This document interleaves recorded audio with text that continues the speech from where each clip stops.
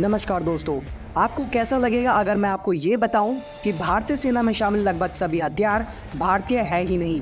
ये सभी हथियार रशियन ओरिजिन के हैं। जी हाँ दोस्तों, ये बात तो सभी को पता है कि भारत और रूस की दोस्ती आज की नहीं है, बल्कि ये कई साल पुरानी है। जब रूस नहीं बल्कि यूएसएसआर हुआ करता था और रूस का भारत को दुनिया की सबसे शक्तिशाली देशों की लिस्ट में शामिल करने में एक बड़ा योगदान भी रहा है और रूस ने भारत का हर जगह साथ दिया है। फिर चाहे भारत को उसका पहला एयरक्राफ्ट कैरियर आईएनएस विक्रांत देना हो या 1971 के युद्ध में अमेरिका को बंगाल की खाड़ी में घुसने से रोकना हो। इसके अलावा रूस ने भारत को फाइटर जेट से लेकर हेलीकॉप्टर, असॉल्ट राइफल से लेकर मिसाइल, टैंक से लेकर सबमरीन और सुपरसोनिक मिसाइल से लेकर एयर डिफेंस सिस्टम सब कुछ बिना किसी शर्त के दिया है।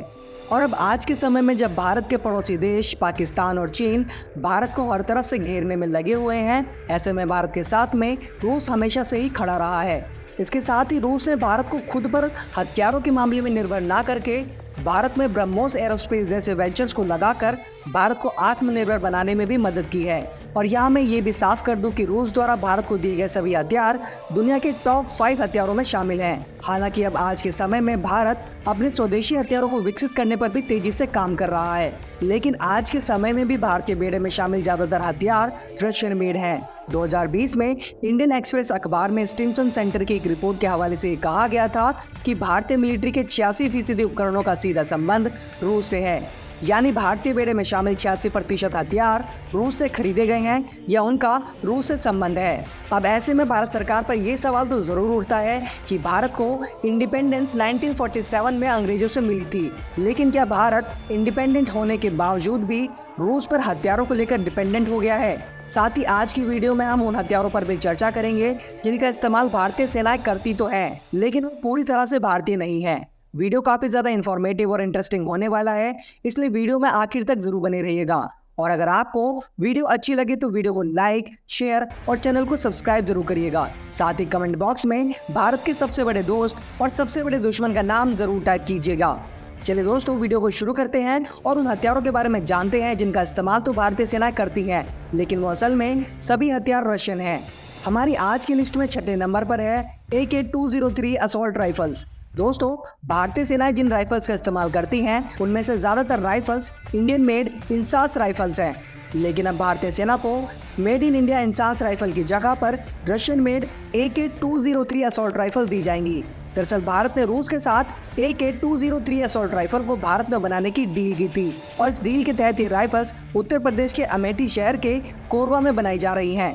भारत ने रूस के साथ ये डील 5000 करोड़ में की थी, जिसके तहत 6 लाख से ज्यादा राइफल्स भारत में बनाई जाएंगी, जबकि रूस से 70,000 rifle ready to fire condition में आएंगी।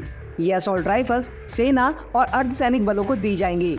इन असॉल्ट राइफल से निकलने वाली गोली 730 मीटर प्रति सेकंड की स्पीड से अपने टारगेट की ओर बढ़ती है और इस राइफल की इफेक्टिव रेंज 400 से 800 मीटर है। इसके साथ ही इसमें 30 से 50 राउंड की मैगजीन भी लगाई जा सकती है। इसके बाद हमारी आज की लिस्ट में 5वें नंबर पर है MI हेलीकॉप्टर।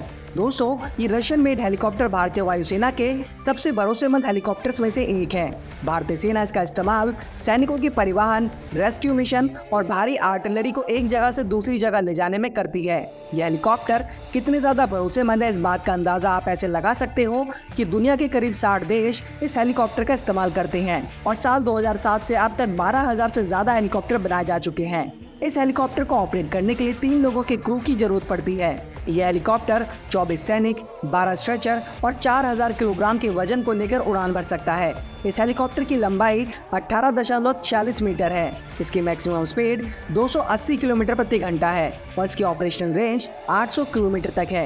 यह हेलीकॉप्टर 6000 मीटर की ऊंचाई पर उड़ान भर सकता है और हथियारों के लिए इसमें 6 हार्ड पॉइंट्स भी दिए गए हैं। इसमें UPK-23-250 गन भी लगी हुई है।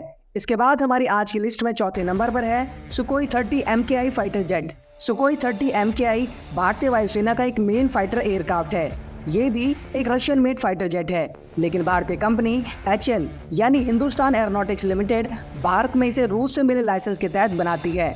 और इस एयरक्राफ्ट को दुनिया के सबसे एडवांस एयरक्राफ्ट बनाने में HAL ने एक इम्पोर्टेंट रोल निभाया है। आज के समय में भारतीय वायुसेना में ऐसे 272 एयरक्राफ्ट एक्टिव कंडीशन में मौजूद हैं। इस एयरक्राफ्ट को ऑपरेट करने के लिए 2 पायलट्स की जरूरत होती है। 21.93 मीटर लंबे फाइटर जेट की मैक्सिमम स्पीड 2120 किलोमीटर प्रति घंटा है और ये जंग के मैदान में सभी हथियारों के साथ 3000 किलोमीटर तक लगातार उड़ान भर सकता है। इस एयरक्राफ्ट की मैक्सिमम सीलिंग हाइट 17,300 मीटर है। इस एयरक्राफ्ट में 12 हार्ड पॉइंट्स दिए गए हैं, जिनमें रॉकेट, मिसाइल और बम या फिर इन सभी का मिश्रण बनाकर लगाया जा सकता है। इसके बाद हमारी आज की लिस्ट में तीसरे नंबर पर है प्रोजेक्ट 971 न्यूक्लियर सबमरीन। सोवियत संघ के समय से ये अकुला क्लास की न्यूक्लियर सबमरीन भारतीय नौसेना की ताकत रही है। इस सबमरीन की लंबाई 110.3 मीटर है। इस न्यूक्लियर सबमरीन की स्पीड सरफेस पर 19 किलोमीटर प्रति घंटा और पानी के अंदर 65 किलोमीटर प्रति घंटा है। इसके साथ ही ये पनडुब्बी 600 मीटर की गहराई तक जा सकती है। इसमें 28 टॉर्पीडो लगाए गए हैं। इसके अलावा इसमें 3 सरफेस टू एयर मिसाइलें भी तैनात की जा सकती हैं। इसके बाद हमारी आज की लिस्ट में दूसरे नंबर पर है ब्रह्मोस सुपरसोनिक क्रूज मिसाइल। दोस्तों, ब्रह्मोस सुपरसोनिक क्रूज मिसाइल को भारत और रूस ने मिलकर बनाया है। ये सिर्फ भारत ही नहीं बल्कि दुनिया की सबसे खतरनाक और घातक मिसाइल मानी जाती है। इस मिसाइल के कई वेरिएंट्स को भारत ने अपनी तीनों सेनाओं में तैनात कर रखा है। इस मिसाइल का वजन करीब 3000 किलोग्राम है और इसकी लंबाई 8.4 मीटर है। ये अपने साथ 200 से 300 किलोग्राम तक का पारंपरिक सेमी आर्मर पियर्सिंग और परमाणु हथियार भी ले जा सकती है। इसके अलग अलग वेरिएंट्स की रेंज 400 से लेकर 700 किलोमीटर तक है और इसकी सबसे खतरनाक बात यह है कि ये जमीन या समुद्र से मात्र 3 से 4 मीटर ऊपर रहकर उड़ान भर सकती है, जिस वजह से इसे दुश्मन के रडार कभी पकड़ ही नहीं पाते और अगर पता चलता भी है तो ये मिसाइल बीच रास्ते में अपना टारगेट भी बदल सकती है। इस मिसाइल की स्पीड इसके वेरिएंट के हिसाब से बढ़ती और घटती है। इसके बेस वेरिएंट की स्पीड 2.8 मैक और लेटेस्ट वेरिएंट की स्पीड 8 मैक तक है। इसके बाद हमारी आज की लिस्ट में पहले नंबर पर है S-400 air defence system. Bharat ने अक्टूबर 2018 में रूस के साथ $5 अरब में S-400 एयर डिफेंस सिस्टम को खरीदने की डील की थी। ये डील 5 यूनिट को खरीदने की थी और अब तक इसकी 3 यूनिट भारत को मिल चुकी है और भारत ने इन सभी यूनिट को सीमा पर दुश्मनों से भारतीय एयर स्पेस की रक्षा के लिए तैनात कर दिया है। इस S-400 एयर डिफेंस सिस्टम की रेंज 400 किलोमीटर है, यानी ये इतनी दूरी तक missile, drone, fighter aircraft, cruise और बैलिस्टिक मिसाइल को आसानी से टारगेट कर सकती है। दोस्तों, ये थे वो टॉप रशियन हथियार जो भारतीय बेड़े में शामिल हैं। अब बात करते हैं उस सवाल पर कि क्या भारत इंडिपेंडेंट होने के बाद भी रूस पर हथियारों को लेकर डिपेंडेंट हो गया है। तो दोस्तों, ये बात तो सच है कि भारत की आज़ादी के बाद से रूस भारत का सबसे बड़ा सपोर्टर रहा है और अमेरिका पाकिस्तान का। और 1970 के दशक तक भारत 3 युद्ध लड़ चुका था। ऐसे में भारत को तुरंत हथियारों के बड़े और रिलायबल पार्टनर की जरूरत थी, लेकिन अमेरिका तो पहले से ही पाकिस्तान का माई बाप बना बैठा था। ऐसे में भारत को रूस की दोस्ती का साथ मिला, जिसके अंतर्गत भारत ने रूस से बड़ी डिफेंस डील को किया और बदले में रूस भारत के साथ हमेशा खड़ा रहा और रूस की यही ताकत भारत की कमजोरी बन गई, जिस वजह से रूस भारत का सबसे बड़ा हथियारों का सप्लायर बन गया और रूस ने भारत को समय समय पर कुछ इंपॉर्टेंट और महत्वपूर्ण हथियार उपलब्ध कराए, जिनमें nuclear submarine, transport aircraft, tanks, बंदूकें, फाइटर जेट और मिसाइलें शामिल हैं। और इसी वजह से भारत की सेना में आज भी 86% रशियन हथियार मौजूद हैं।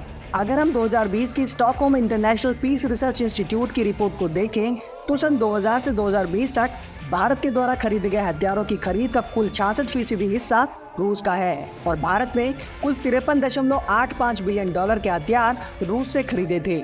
वहीं अमेरिका और इजराइल से खरीदे गए हथियारों के मामले में यह आंकड़ा सिर्फ 4.4 और 4.1 बिलियन डॉलर का ही था। लेकिन रूस और यूक्रेन के बीच शुरू हुए युद्ध के बाद से भारत ने अपने हथियारों को लेकर रूस पर डिपेंडेंसी को कम करना शुरू कर दिया और अब भारत अमेरिका को भी अपना डिफेंस पार्टनर मानते हुए हथियारों को खरीदने पर ध्यान दे रहा है।